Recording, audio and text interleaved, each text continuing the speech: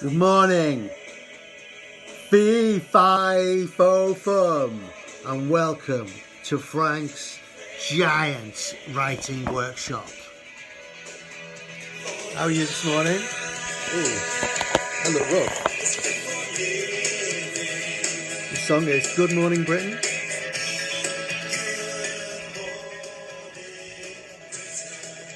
And it's by a band called Aztec Camera.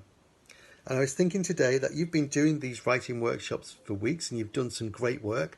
So it's time, finally time, that we got serious. So first of all, I'm going to play a little game.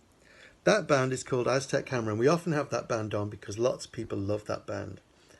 Aztec Camera, two words that don't go together. So I would like you, before we start this lesson today, to think of two words that don't go together but sound great together. Like words that you would never normally put together, like, I don't know, spiky raindrop, or diamond banana, or dangerous custard, or something like that. So I'm going to give you 30 seconds now to put two words together that don't normally go together but sound really good when they do. And while I'm doing that, I'll play a little bit more of the music. I'll look for my notes.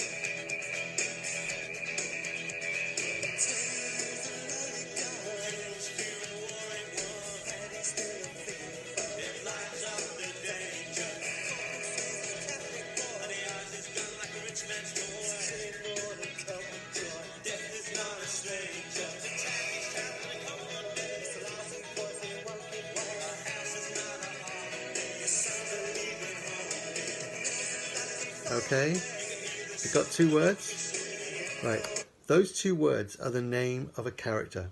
Spiky raindrop or diamond banana. You can have those if you don't have any of your own. They're the name of a character. And this week we're going to write a story, a proper story about that character.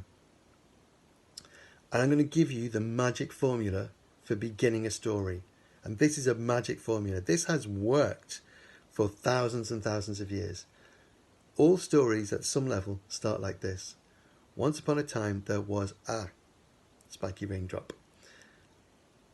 Okay? And every day that spiky raindrop did something or other. Every day they did this thing. Until one day. And then everything changed. So it's once there was a character, every day this character did this, until the day that something happened. Okay, all stories are like that. So you've got your character's name. Now I want you to think of who that character is. Now that character should be someone in the house with you at the moment. It could be a person, could be a brother, could be an alien that's hiding in your house, could be a spider that's been watching you, could be a mouse that lives in your house, could be the dog, could be your pet dog, could be your pet goldfish. Could be some strange, it could be a ghost that lives in your house. But spiky raindrop, diamond custard, whoever it is, they're in your house with you. And they've always been in your house with you.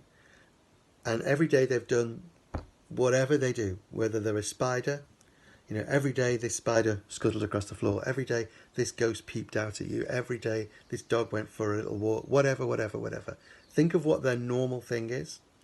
And then something happens to change everything. And it could be they grow huge. It could be they go very small. If it's a spider, it could be that the spider grows huge. If it's a ghost, it could be that suddenly it can feel things. If it's your little brother, maybe he could shrink to a tiny, tiny spot.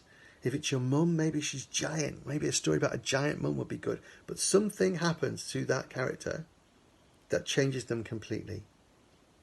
And here's the homeworky bit of it. This is the bit of it that's going to make it a great, great story. And this week's work, this week's writing is going to be better than all the other brilliant, brilliant writing you've done so far. I want you to think about one word, and that word is logic. I want you to really think hard about what that change would mean to that character. All the different things that would change if that character changed. So if it got bigger, what would it mean? If it got smaller, what would it mean? Would you be in more danger? Would you be hungrier? Would you be less hungry? I'm going to talk to you about some stories that do this. So, for instance, I love Edith Nesbit, who wrote The Railway Children. And she wrote a fantastic story called The Phoenix and the Carpet, in which there is a flying carpet. But one of the best chapters in that is where the flying carpet gets muddy and gets a bit threadbare and doesn't fly quite as well. And the bits of it that are threadbare are not quite as magic as they were. She's really thought through the logic of it. And the best of those stories is in Gulliver's Travels. Do you remember Gulliver wakes up on an island where everybody is very tiny and they've tied him down? But those chapters of Gulliver's Travels, they're all about the logic. So it's, how can tiny people get enough food to feed a giant? How can a giant be obedient to a tiny, tiny king?